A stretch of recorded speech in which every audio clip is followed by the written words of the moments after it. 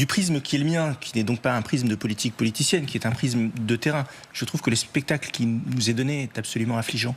Nous avons un parti socialiste qui a fait 1,7% à l'élection présidentielle, qui met un pistolet sur la tempe au Premier ministre de la France et qui obtient ce qu'il veut.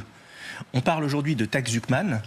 149.3 et avec une potentielle majorité de personnes qui pourraient voter pour cette taxe Zuckman, ça veut dire quoi? Ça veut dire que dans un mois, David Doucan, la taxe Zuckman, dont on connaît les dégâts qu'elle pourrait faire à notre économie, à notre image et tout ce qu'on peut imaginer, elle sera en application dans notre pays. Quand on est dans la vraie vie, quand on est un entrepreneur, quand on doit bosser, quand on doit signer des fiches de paye à la fin du mois, quand on ne peut pas se mettre, comme le fait l'État, en déficit pour financer son train de vie, eh bien quand on voit toutes ces élucubrations, on a envie de crier. Et moi je comprends tous les jeunes aujourd'hui, et y compris aussi tous les entrepreneurs, qui commencent à se poser la question de quitter notre pays. Je ne le ferai pas, pour plein de raisons, mais je comprends que certains, aujourd'hui, se projettent dans cette hypothèse. Moi, je suis extrêmement triste de voir que parmi toutes les révolutions qui sont à l'œuvre, intelligence artificielle, biogénération cellulaire, quantique, énergique, etc., le monde est en train de connaître la plus grande révolution de l'histoire de l'humanité, et je pèse mes mots, et nous, David Doucan, on parle de réforme des retraites, et nous, on a un débat qu'on avait en 1981, mais comment on a pu, à ce point-là, se laisser piéger par le passé, alors que nous avons un avenir potentiellement fabuleux. À votre question, où peut-on faire des économies ?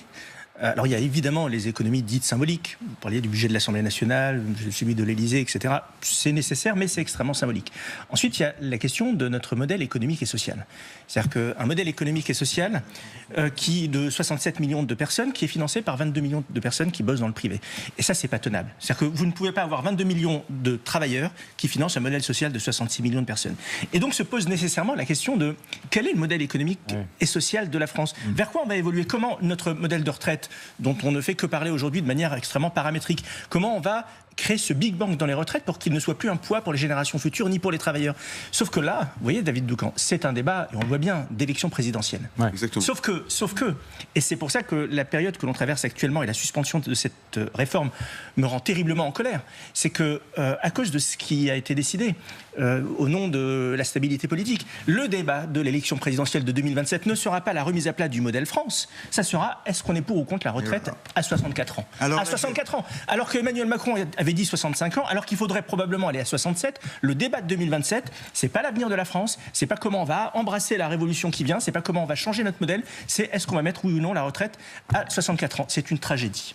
Non mais Rafik mérite alors on va pas dire le prix Nobel, il a déjà été attribué, mais un semi ou un vice-prix Nobel.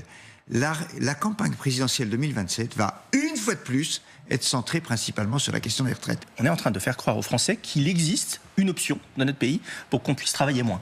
C'est-à-dire qu'on est dans un métaverse absolu. C'est-à-dire que alors que le taux d'emploi de notre pays est inférieur à celui de nos voisins, alors qu'on sait que si on avait un taux d'emploi qui était comparable à celui des Allemands ou des Néerlandais, on aurait 130 milliards de recettes fiscales supplémentaires. Je vous renvoie aux études notamment de Gilles Berset ou d'autres. Et donc ce qui réglerait une grande partie de nos problèmes.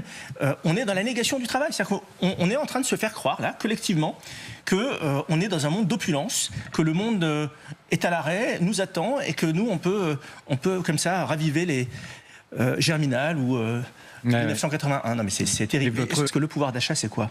C'est la conséquence d'une politique économique. Le pouvoir d'achat n'est pas une politique économique. La seule manière de créer de la richesse, c'est de produire, c'est de travailler, c'est d'augmenter la quantité de travail pour que nous puissions exporter, pour que nous puissions être plus compétitifs. Et sur cette base-là, eh bien, on crée des richesses et ensuite on peut les répartir. Regardez ce qui se passe au Portugal en ce moment, avec un pays qui a passé des années extrêmement difficiles et qui est aujourd'hui en excédent budgétaire et qui répartit le gâteau. C'est-à-dire qu'il augmente les retraites et il baisse les impôts.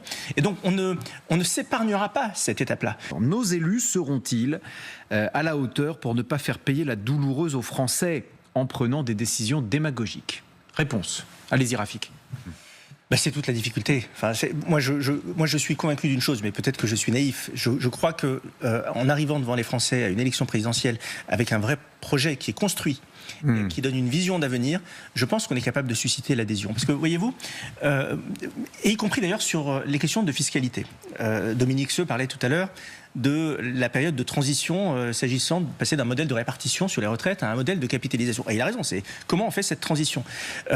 Si aujourd'hui vous venez me voir en tant que chef d'entreprise ou en tant que citoyen, comme c'est le cas en ce moment, en me disant tu vas devoir payer plus d'impôts, etc., sans que je ne sache exactement dans quel cadre et pourquoi je vais le faire, évidemment je vais dire non. Je vais dire mais c'est quoi cette cacophonie? On me demande de faire des efforts alors que l'État lui-même ne se réforme pas. Alors que si vous mettez sur la table un vrai projet ambitieux de performance publique, avec une vraie projection d'avenir, avec une évolution de notre modèle économique et social qui introduit la retraite par répartition, et que vous venez me voir à ce moment-là en me disant voilà quelle sera la France dans laquelle nous serons dans 20 ans, voilà la France que nous allons laisser à nos enfants, pour ça on va avoir besoin de faire un effort. Et donc j'ai besoin de vous mettre à contribution. Et bien je vais vous dire, moi en tant que citoyen, moi en tant qu'entrepreneur, je suis prêt à consentir cet effort parce que je sais pourquoi je le ferai. Donc moi je crois qu'il y a la place pour un discours de vérité à condition qu'il soit solide, qu'il soit construit et qu'il soit projeté vers l'avenir. Alors, allons-nous augmenter le taux de TVA en France? Il faut le faire. Il faut le faire absolument. Je mets ça dans ce que j'appelle la remise à plat du modèle économique et social de la France. C'est-à-dire que faire peser notre modèle social aujourd'hui sur 22 millions de travailleurs, ça ne tient plus. Donc sur quoi on va faire peser le financement de notre modèle social? La consommation, c'est évidemment l'une des réponses. Pourquoi je dis qu'il faut le faire? Oui, pourquoi? Parce que la TVA, c'est un impôt massu. C'est un taux sur lequel, d'ailleurs, on a encore une petite marge par rapport à nos voisins, ce qui n'est pas suffisamment... Enfin, ce qui est plutôt rare quand on compare aux autres impôts. C'est plus élevé ailleurs. Exactement. Donc, on a une petite marge. Et c'est un impôt qui est basé sur une assiette extrêmement large, donc ça ramène beaucoup d'argent. Pourquoi je vous dis qu'il faut le faire? Parce que si demain, on est en difficulté, si demain... on est en situation de cessation de paiement. Si vous avez un troisième jeudi du mois, l'agence France Trésor qui n'arrive pas à lever les milliards dont la France a besoin, qu'est-ce qui va se passer? On sera en situation de panique. Et le jour où on est en situation de panique, le gouvernement, qu'est-ce qu'il ira faire? Il ira chercher la TVA immédiatement.